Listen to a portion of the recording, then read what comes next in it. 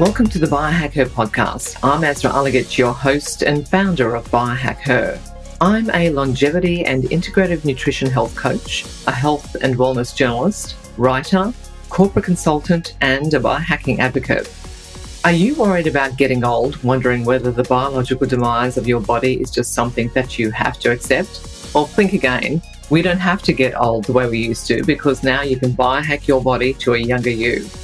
Biohacker is a space where we can explore ways to optimize our health to live well longer. Whether it's through nutrition, exercise, cryotherapy, supplementation, technology, and more, I'll be bringing you information and interviews on understanding how biohacks can help you prevent disease, slow down, or even reverse the aging process by taking control of your unique bio-individuality. Want to know more? Let's start turning back the clock.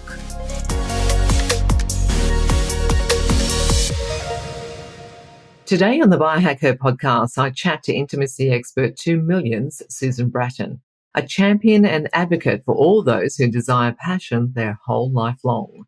This was such a fun conversation to have with Susan, where we spice things up and chat about all things between the sheets and elsewhere. Susan explains what the difference is between biohacking and regenerative therapies in the intimate wellness space. What are the 5 horsemen of the apocalypse for the male and female body? How can we continue to have great us time as we age and our bodies get older? Why is a healthy love life critical to our overall wellness, especially as it relates to our longevity? Why it's important to extend your sex span and not just your life or health span? Why libido reflects overall health and how people misunderstand the role of hormones for intimacy, and why blood flow is even more important than hormones. What are the everyday factors in our lives that are affecting our performance in the bedroom? And what are some easy tips and tricks to turn things around behind closed doors? Susan is a spokeswoman for Gainswave and FemiWave and is co-founder and CEO of 2 corporations, Personal Life Media, a publisher of heart-connected lovemaking techniques and bedroom communication skills, and The 20, a manufacturer of organic and botanical supplements that enhance vitality. Susan stands firm in the conviction that passion is ageless. However, few things bring lovemaking to a screeching halt faster than the inability to show up, shall we say. Most ED treatments are invasive and painful, or hinge upon pricey pharmaceutical solutions, and they don't address the root cause of the condition. Spoiler alert, this is where the biohacking comes in. Susan provides us insight into safe, modern, non-invasive treatments such as FemiWave for women, which uses low-intensity sound waves to restore sensation and natural lubrication. And for our men, she recommends Gainswave, which uses high-frequency vibrations to enhance male sexual function, performance, and overall health. Everything Susan discusses is safe and developed with and by renowned doctors. Susan has been featured in the New York Times and on CNBC and The Today Show. She makes frequent appearances on ABC, CBS, The CW, Fox, and NBC. You can find The Susan Bratton Show at betterlover.com, her personal shares on Instagram at Susan Bratton, and her Lust for Life supplements, Flow and Desire, at the20store.com. Let's jump in to this sexy, spicy, and fun chat. Susan Bratton, welcome to the Biohacker Podcast. How are you doing this morning? Good morning, Azra. I am in the right place as a biohacker and happy to be here and talking to you about it. It was funny. I was just thinking about all the things I've done just today that are biohacks. Fantastic. What were they? Well, I got up and first thing I did was I used estrogen replacement, testosterone, progesterone. Then I had my morning smoothie chocked full of all kinds of things, including urolithin A, which is basically a supplement that helps you build muscle. It helps you with mitophagy, which is the replacement of broken cellular material in the musculature so that you can grow better, healthier muscle as you age. It reverses the sarcopenia of aging. Then I went and worked out and did weight lifting, balance work, etc. I've torn my ACLs skiing. So I just got exosome therapy injected into the bones of my legs to grow my ligaments back myself. I've taken some peptide injections from my refrigerator, Cartilax, Tastogen, BPC 157, and thymosin alpha frag 17-23, all in the hopes of regenerating my own ligaments. I went, after I worked out, to Longevity Studio in my town here in Mill Valley, California, and I did the VASPER, high intensity interval training, blood flow restriction exercise bike. It's a 20-minute ride, and then you lay on a cooling bed for 10 minutes afterward that generates higher amounts of lactic acid than you can normally create with just weightlifting and gym workouts. And then that generates a higher endocrine cascade of growth hormone. Normally, I also go into the cryo room at negative 124 degrees a couple of times a week. And then I lie on a red light bed and take photobiomodulation for 20 minutes. But I did not do that today because I had to go to the grocery store and get chicken because I cook my own food, of course.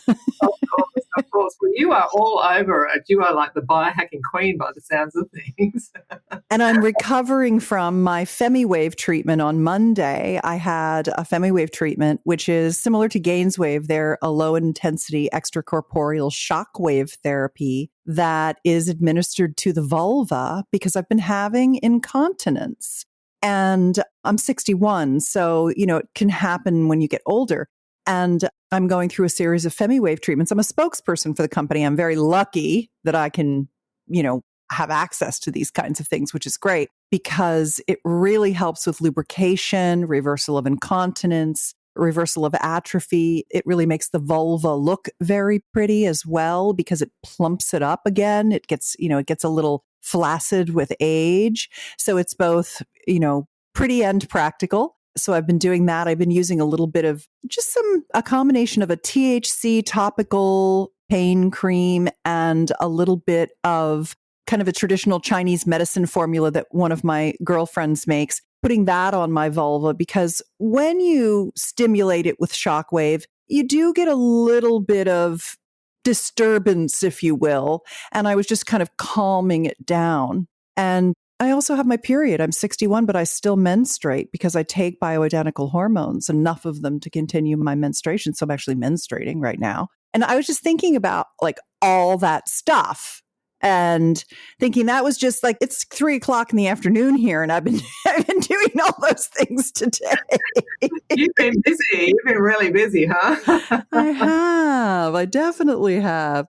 Yeah. So I was just thinking about that because once you get onto this biohacking thing and you see the results, you're like, well, what else can I do?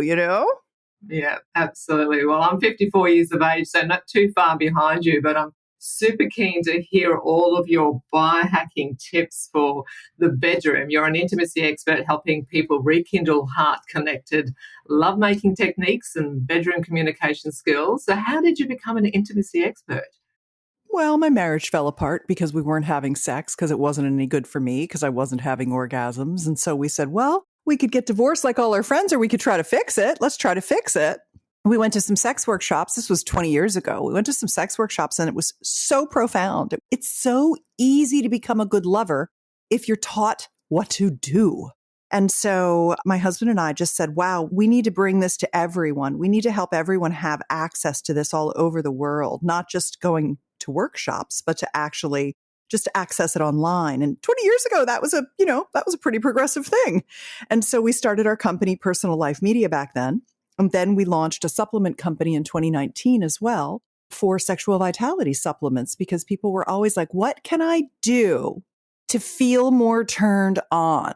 And for a lot of people, it actually helps to work on things like nitric oxide boosting for blood flow, and libido botanicals make a big difference for many people. And so we said, well, let's start with some of the fundamentals too, because I mean, all the things I'm doing are level 2 and level 3 things. You've got to start with the basics. And a lot of people aren't even getting enough vitamin D and things, you know?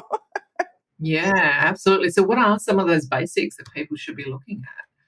Well, like I just said, the nitric oxide, taking a nitric oxide booster of some kind. Citrulline is the best if you're over 40. Arginine, if you're under 40, that's kind of the cutoff where one works better than the other, and according to some clinical data. So that helps you with blood flow because, especially for sexual biohacking, blood flow is the number one thing. Like even the Femi wave that I had done, and the Gaines wave is the commensurate version for men, for the penis. What it's doing is it's sending these acoustic waves into your genitals, and it's stimulating new tissue growth, and it's helping the capillary system carry more blood into the pelvic bowl and into the genital structure. Because our genitals work on hemodynamics or blood flow. And if you think about a male-bodied partner and you think about his penis and you imagine it's a banana, half of his penis sticks out of his body, but half of it is inside and goes down towards his testicle. So it's twice as big as what you would see an erect penis to be. You think, okay, it's it's 5 inches or it's 6 inches or whatever, but it's double that. And all of the stuff inside there is erectile tissue, spongy tissue. Well, if I took all that spongy tissue out and laid it on your hand, it would cover your palm. It would fill up your hand. And that tissue atrophies as we age. It atrophies. The sponge dries out, if you will, to make it a simple analogy, right? It just doesn't hold the blood in as well. And so then men have issues with firmness, inability to get erect, stay erect. They have sensation loss because of atrophy. And so the thing is that women have exactly the same issue and exactly the same amount of erectile tissue.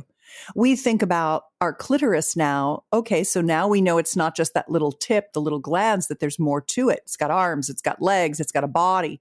But the thing is, that's just one of the 3 erectile systems in our genitals. We have the urethral system, the clitoral system, and the perineal system. And they're all spongy tissue. So we have a giant banana's worth of erectile tissue in our vulva as well. And we need the blood flow to expand that tissue to send those pleasure signals to our brain. And so all this talk about men's ED is only half of the conversation because women have erectile dysfunction too. When we can't get the blood into our pelvic bowl, we get incontinence, loss of lubrication, vaginal laxity, inability to achieve climax in a timely manner, flaccid vulva. So we have very, very, very similar parts arranged in different order. And I really love to make sure that women understand that our erectile function is as vital to us as it is to our male-bodied partners.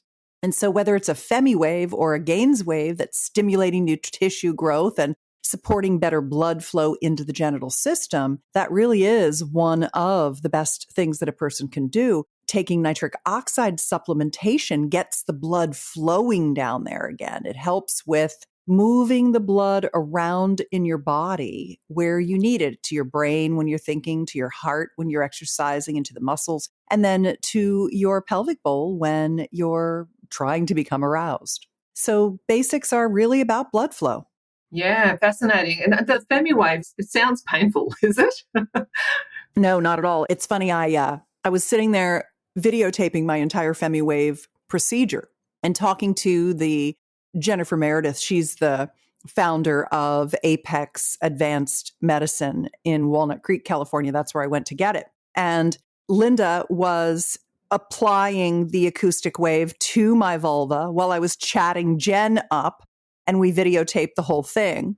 And then my husband had his Gaines wave treatment, and I sat there and talked to him while Elijah gave him his Gaines wave treatment. It really doesn't hurt at all. Now, that day, you've gotten a little lidocaine on there and it's a little numb from the treatment. The next day, you'll feel a lot of blood flow to the area and it'll feel a little tender. And then the third day, it was a little tender. There was I had a little hot spot on my left inner labia that was just a tiny little bit sore. You get delicate when you're in your 60s. So you really do have to be careful. And And so I just used a little pain cream on it and a little bit of the traditional Chinese medicine healing salve.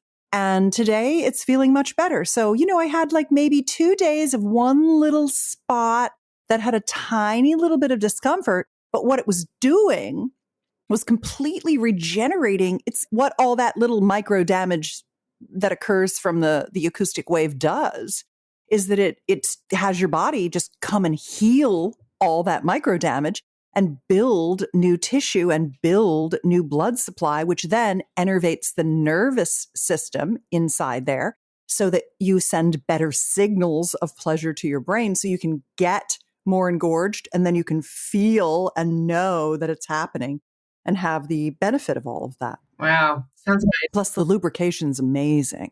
I mean, honestly, I'm probably more lubricated now in my 60s than I was in my 20s. It's amazing. That would be really surprising to a lot of people, I think.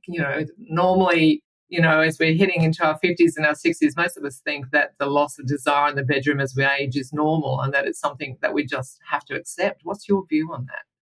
Falderall, fiddle-dee-dee, malarkey, complete hogwash, a limiting mindset, an old belief that needs to be flushed down the toilet.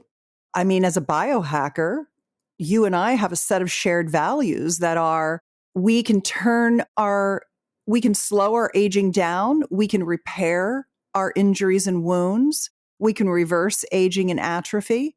I am a biohacker. My chronological age is 61, but my biological age, according to the True Diagnostics testing, is 43 and a half. Amazing. And I feel like anything that happens to me, I can heal it, I can fix it, I can reverse it. And I've reversed a lot. I mean, I lost my hair 3 times to COVID. My skin was ruined from COVID. My brain was ruined from COVID. I've done everything from hyperbaric oxygen therapy to the cold and the red light, and PRP to my hair and my face and my arms and my neck and my décolletage. And, I love regenerative therapies. I love peptides, exosomes, PRP. I've had 7 O shots. I do the Femi waves. I use the VFit vagina device with the photobiomodulation in it. I do it all because I'm having the best sex of my life. And that's the thing. The older you get, the better you get at everything. Cooking, dancing, sex, you name it. You just get better. You come into your wisdom in your older time. And so if you keep your body in good shape and you have the brains and the wisdom of your age and experience, you just hit this perfect storm where you're just on fire. I'm on fire. People are like, I cannot believe you're 60 years old. And I'm like, yeah, and you know what? I'm writing 3 books at the same time too. So it's totally worth it to try to push not just your health span, but your sex span, because sexuality it keeps you young. It literally makes you look 10 years younger than your peers. There was a study done in Europe of 2,500 people were shown images of people between the ages of 18 and 80. And they were asked to guess their age. And there was this group that everyone guessed to be 10 years younger, and they called them the super young. And they tried to figure out what the correlation of all these people who looked 10 years younger than their age were. And they came to find out that these were people who had intimate relations 3 times a week or more.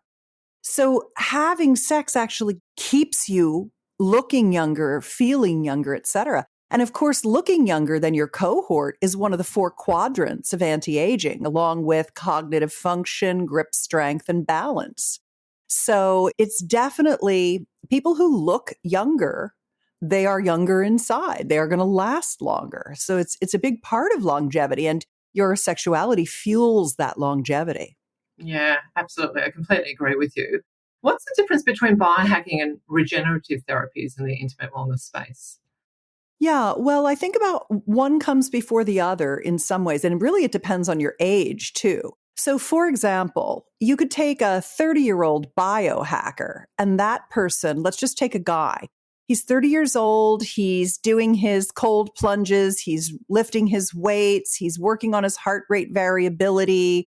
He's, eating a high protein keto diet or a bulletproof diet or something like that. He's really working on optimal health and optimal energy. And maybe what he wants to do is more biohacking genitally, where he wants to do male enhancement. So he's using a vacuum erection device or penis pump, the one that I wrote my book about called The Pump Guide. It's at pumpingguide.com.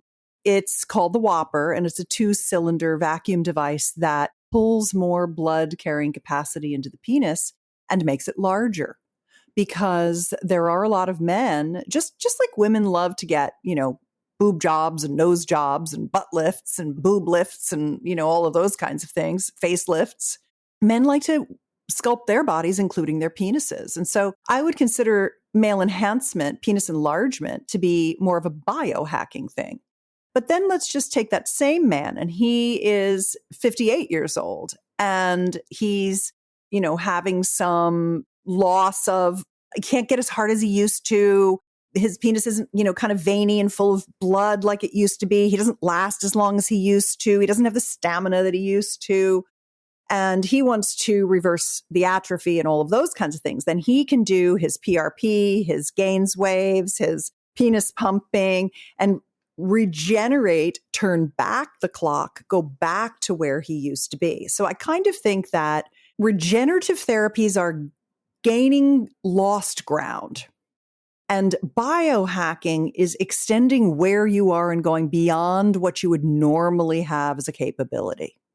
Wow, it's a really important point of difference, isn't it? What point do we start to see things changing up in the bedroom, with the loss of libido and the male has erectile dysfunction, or the woman ends up with prolapsed uterus and finds it uncomfortable to engage in intimacy? What typical age groups does that start to happen in your experience? It's happening to people younger and younger. I mean, Azra, it's really happening. I mean, there are young men who slide into my DMs in their 20s and they can't even maintain an erection anymore. And most of their problems have come from poor diets, no exercise, but more often from habitual use of pornography. So they just can't get hard anymore. When you get into your 30s, the guys have the combination of those problems, poor diet, lack of movement, et cetera. And then, of course, everybody's eating out of plastic. So there's a lot of endocrine disruptors. Plus now there's so many toxins in our world that are contributing to endocrine disruption as well. And so I think it's a multifactorial problem that's affecting people younger and younger. You might have thought I would have said 40s or 50s, but now I'm talking about 20 and 30-year-olds. It's really a shame. Yeah, that's surprising, actually. I would not have thought that to be the case. But I think you're right. A lot of it has got to do with epigenetics and, the food that we're eating and so on. So it's something that people really need to be cognizant of moving forward, I think. Yeah, especially when people eat out at restaurants and they're eating a lot of seed oils and eating fried foods and eating breads, that have gluten, and they're just clogging up their system with everything. They try to eat a salad and then they dump processed salad dressing on it. And, it's like everywhere. It's very, very hard to get enough nutrition if you're not cooking for yourself. Yeah, definitely. What about stress? Do you find that stress impacts performance in the bedroom? Of course, it's probably the number one thing, maybe the number two, because it could be sleep issues that people are having, but they're really hand in glove, stress and sleep. And I think that people, and I don't just mean men, people have a lot of sexual performance anxiety. Am I going to last long enough? Is she going to have pleasure? Am I going to have pleasure? There's just a lot riding on achievement and goal orientation around sexuality. And I think that really is very hard for people because, of course, everyone's anxiety is up as well, So it just bleeds right into the bedroom. It bleeds right into relationships. Yeah. What are the 5 horsemen of the apocalypse for the male and female body? And how can we continue to have great us time as we age and our bodies are getting older? Us time. Yeah. Yeah, well, there's 2 things. The 5 horsemen of the apocalypse are, for guys, it's performance anxiety, can't get hard, can't stay hard, can't achieve climax, or come too fast. For women, it's loss of lubrication, painful intercourse, incontinence, anorgasmia. I don't know kind of like just general loss of desire are really what goes on with women, because we have less testosterone than men. It's easier for us to give up sex than it is for guys. They'll soldier on with a semi-hard just to have sex. That's super annoying. They really need to do some things about that, but a lot of guys don't even know they can do anything about it. They're just doing the best they can do, which is why I appreciate the opportunity to be on your show and let people know there are things that you can do that are very simple, And how do you create more us time? And I think that is really that, especially when you're talking about traditional monogamous heterosexual couples, which is most people are still in a pair bonded, scenario. And for a lot of male bodied partners, they're focused on having a climax in intercourse. And everybody, when I say the word sex, they think intercourse. And that's why I use intimacy a lot of times, or love making instead of the word sex, because to me, sex is everything. It's holding each other. It's breathing together. It's looking in each other's eyes. It's telling each other you love each other. It's petting and stroking and touching. It's sensual massage. It's erotic massage. It's kissing and oral pleasuring and intercourse. And so often what happens is that the situation just gets reduced to, well, we're going to have sex a couple of times a week. And even if I don't feel like it, I'm just going to do it. And he's going to have to hurry up, because they've just focused on this one thing rather than expanding their skill sets and their turn on for each other. It's become reductive rather than additive. And so one of the things that I recommend is that couples realize and begin to look at all of the fun, intimate pleasure that they can co-create behind closed doors. And that if they have this mindset of growth and learning together, the learning new skills in the bedroom together generates the excitement and desire and the new relationship energy for each other. And that can be really, really fun when you learn new things. So one of the things I recently did was I put together something called the Sex Life Bucket List. It's at sexlifebucketlist.com. And it's a download that comes with a video. It's free. I give it away because I give a lot of things away. I've written 44 books and programs, but I think that I have to earn people's trust. So I just give a lot of really great things away because, enough people buy from me of my various books and programs that I do just fine. And I want everyone to have things. And so the Sex Life Bucket List has 48 what I like to call erotic play dates, where you learn a new skill together. So instead of like, oh God, we've got to have sex on Saturday. All right, I'm going to do it for him so he doesn't get grumpy. Instead, he's coming up with these really fun ideas, or you're coming up with these really fun ideas from the Sex Life Bucket List, and you're doing some fun new thing together, maybe trying a new toy, or doing a lingerie photo shoot, or doing a new sex position, or there's 48 of them in there. So that's what I recommend for people, is to get out of the mindset of sex is intercourse and that's what we're going to do, because ultimately, unless the woman happens by happenstance to be massively multi-orgasmic from penetration, women need to learn how to do that. And that takes all that engorgement, blood flow, what we call foreplay, but I don't feel like it should be called, it's not like there's foreplay and then sex is intercourse. That's not, sex is all fun things you do that turn you on and give you orgasms. And there's 20 kinds of orgasms the human body can have.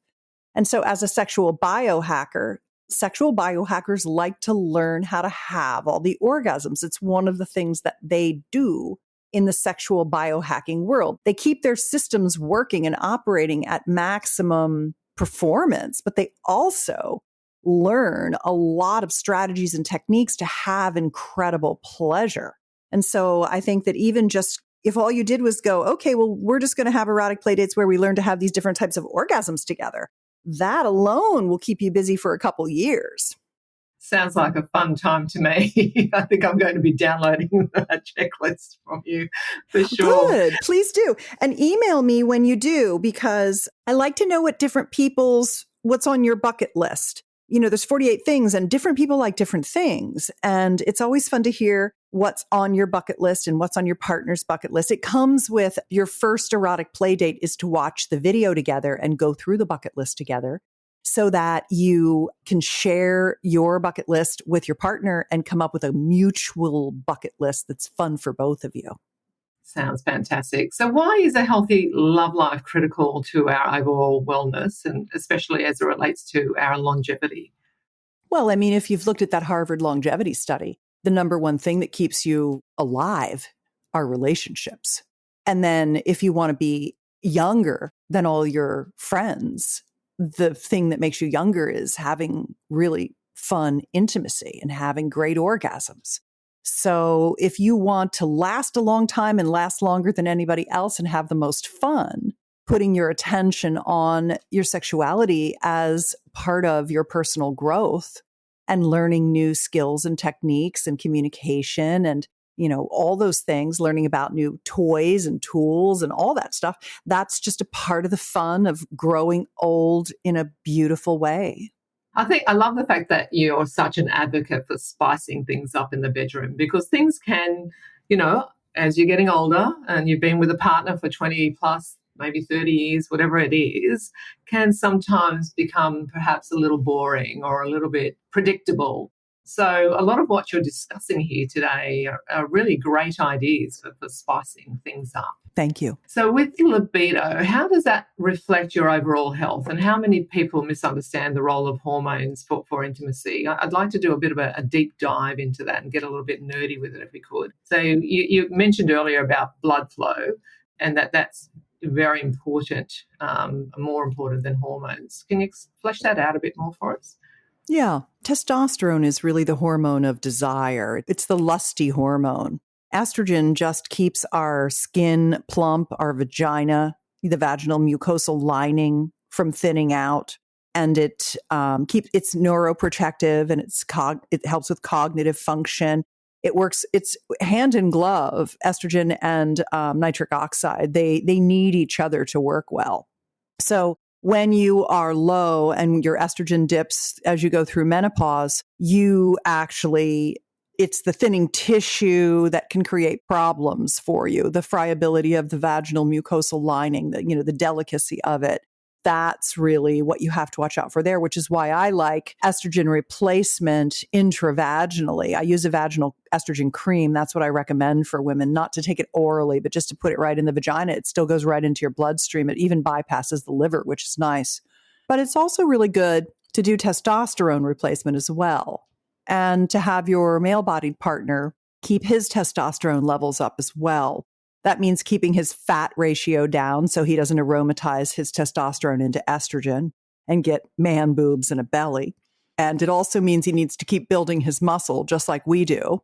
We all just need to keep building muscle. Muscle. You got to keep yourself strong. You got to work on your balance, your flexibility, your stamina, and your strength. They're the 4 quadrants, and that's according to David Sinclair, the Harvard longevity expert. And that's a really important piece because it also keeps your testosterone up. But if your testosterone is low, supplement. I mean, by the time your testosterone is low, yeah, you can do all the weightlifting you want and take all the precursors you want, but sometimes it's just good to throw some testosterone in there, I really like the testosterone to be administered right onto my clitoris. So mine is also in a cream, and I just put it right on the clitoris. And testosterone is what gives you your libido. It gives you kind of your horniness, but it also gives you balls. It makes you, willing to go out and, to have a zest for life. So your libido is the other side of the same coin as your overall health.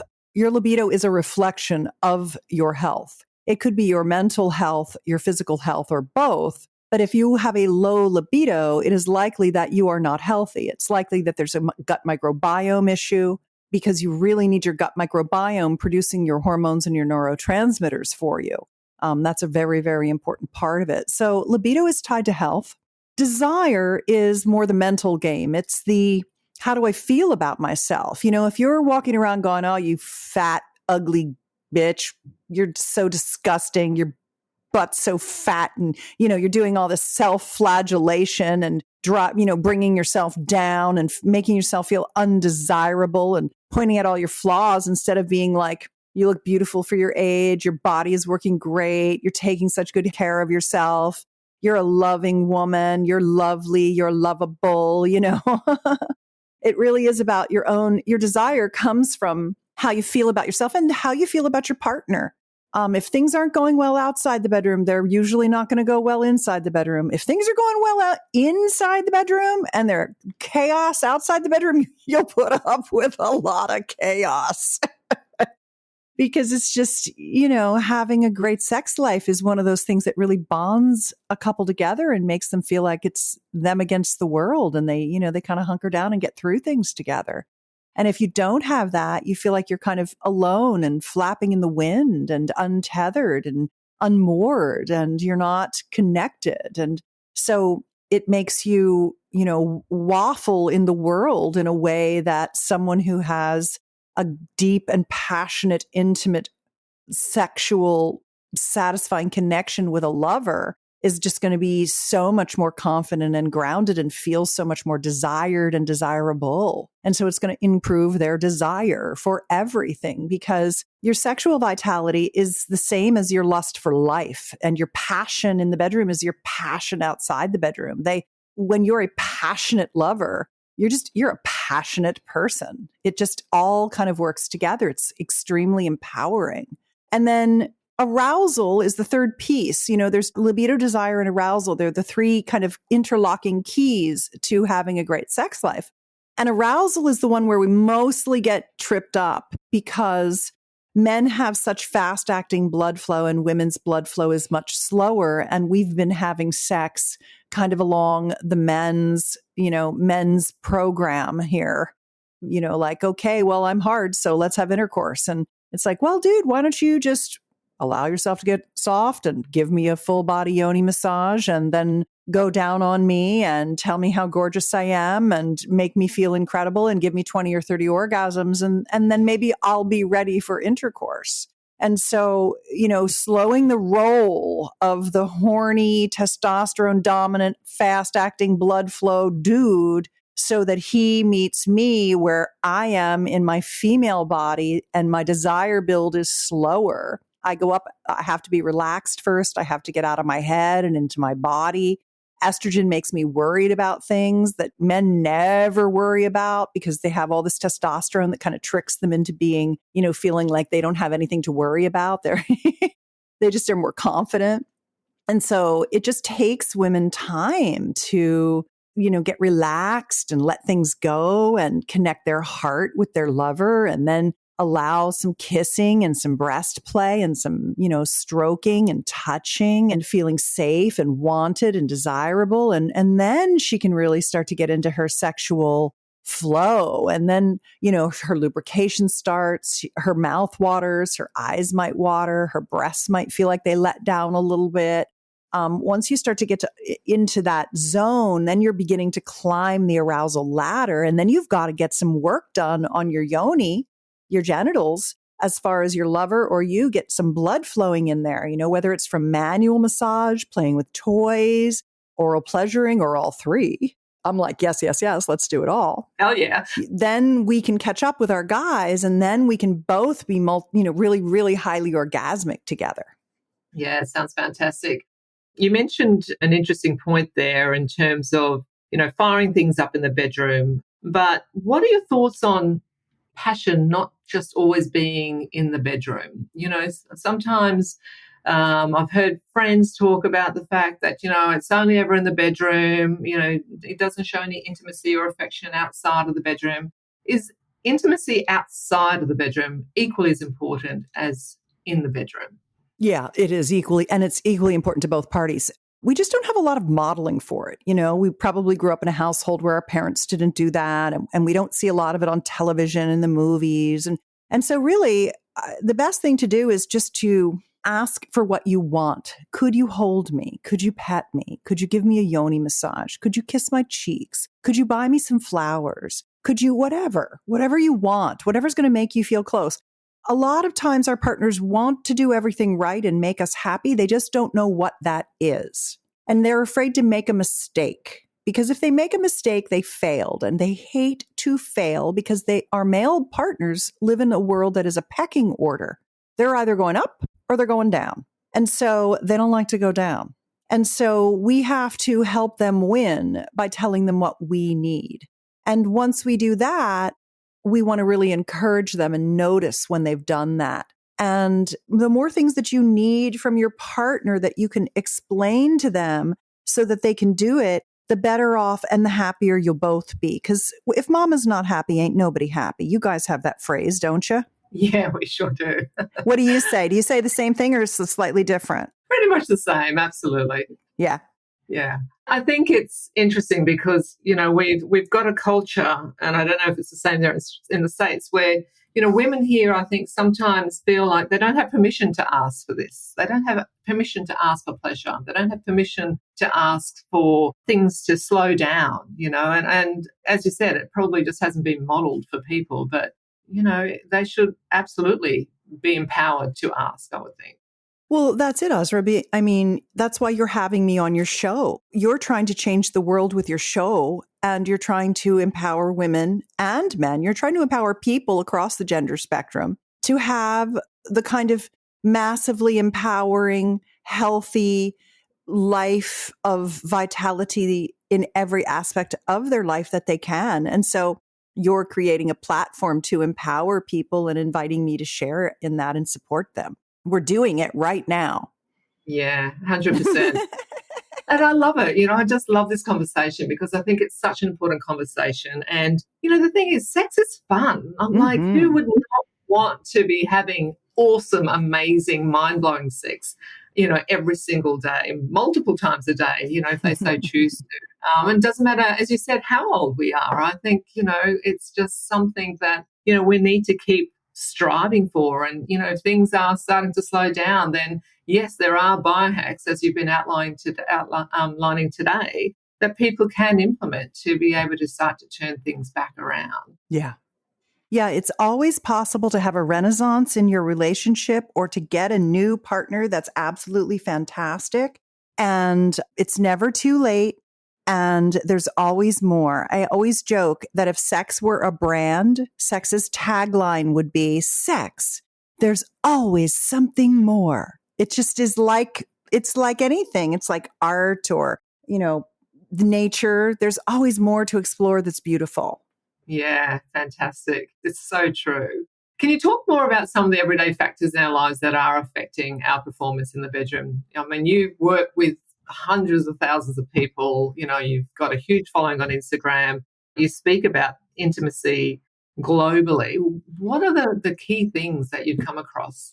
The thing you said already, which was people are afraid to ask for what they want. Or they say, I don't know what I want. I just know what I'm getting isn't it. Or this kind of like mid-level anxiety, fear. There's a lot of fear because we don't get taught, how to make love and how to pleasure and how to orgasm and things like that. We're on our own. And so when we're on our own and we don't get any instruction, we're afraid. So I think that probably one of the things that I give away is something called the Sexual Soulmate Pact, PACT, like an agreement. Sexual Soulmate Pact. It's at sexualsoulmatepact.com. It's a downloadable ebook, and it's a technique, a communication skill. I call it the 2-word phrase that explodes passionate lovemaking.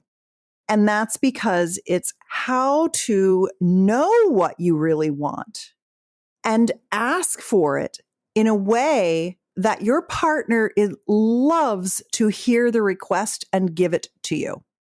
Your partner doesn't contract. They don't feel like they did anything wrong. They're like, tell me more, baby. How is it now? Do you like that? Is this the right way? And they're just all of a sudden so into hearing what you want in the moment and understanding that at every moment you're changing and that you're not steady state, that you're on a 28-day cycle, running with the moon even after menopause, and everything can affect you, whether it's sugar, alcohol, sleep, stress, whatever it might be, illnesses. And so when your partner and you create your pact together, following the simple steps in the download, it puts you in a whole new way of interacting and communicating that is just so like a relief. It's a relief. For the first time in your life, you can begin to explore your desires together in a safe way that's going to be honored and appreciated. And then you move into adoration and worshiping each other.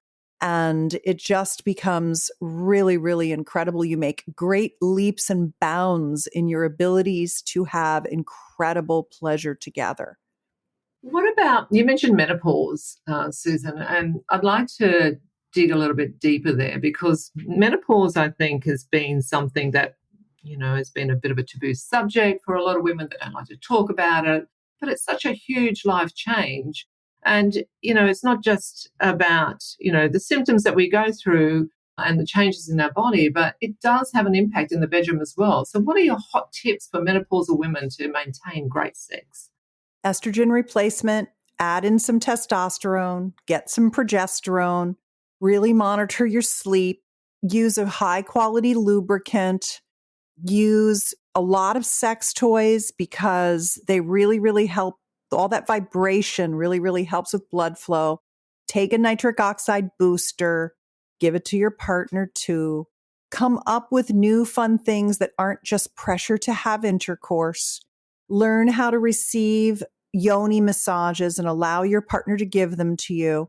Take some risks and chances that you never took before, trying new things together. Be more kind and loving to yourself, and don't give up on your sexuality. If something hurts, go get it fixed. Fantastic. Thank you for that. Well, look, this has been a fascinating and important conversation. And good. Thank you so much for your time today. I really appreciate you coming on the podcast today. Oh, thank you so much for having me. Oh, it's been an absolute pleasure. And where can listeners learn more about improving their sex lives and into more of the things that you... Well, my hundreds of free videos are on betterlover.com. You can follow me on Instagram by my name at Susan Bratton, SUSAN BRATTON. If you download the Sexual Soulmate Pact, the Pumping Guide, the Sex Life Bucket List, you'll be on my Sex Tips newsletter. And if you reply to any email I send you, I get it and I'll answer you. So one of the things that I feel has been a real honor for me over the last couple of decades of writing my Sex Tips newsletter, and hundreds of thousands of people are on it, and many of them have been on it for over a decade, is that I answer all the emails. And that's what makes me good, because I hear everything from people all over the world. They ask me all kinds of questions. And that has allowed me to see how I can be of most service. So if you have a burning question, or there was something that came up for you in my conversation today with Azra, I am absolutely happy to reply to you. So I just want to offer that up as well, because it's my honor. Oh, that's very kind and generous of you, Susan. I have one more question for you before I let you go today. Okay. What does it mean to you to live well longer? I think having time to travel and make love and cook meals and go in nature, and just to have the energy to feel great and to have my brain on fire in a good way, thinking up interesting things and creating and collaborating. I think that's what drives me. And that all comes from eating well and working out. Fantastic. Great way to live your life, I think. Awesome. Thanks so much, Susan. It's been really lovely to have you on the podcast today. Thank you. Thank you, Azra.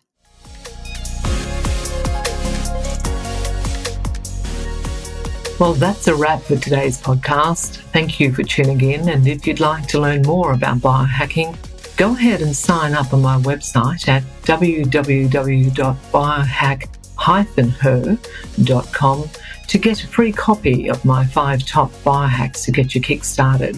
While you're there, you can also check out my blog page for more tips on biohacking.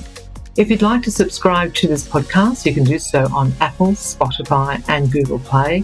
We'd love your support to keep this podcast going, and you can do so by leaving a review on your preferred podcast platform.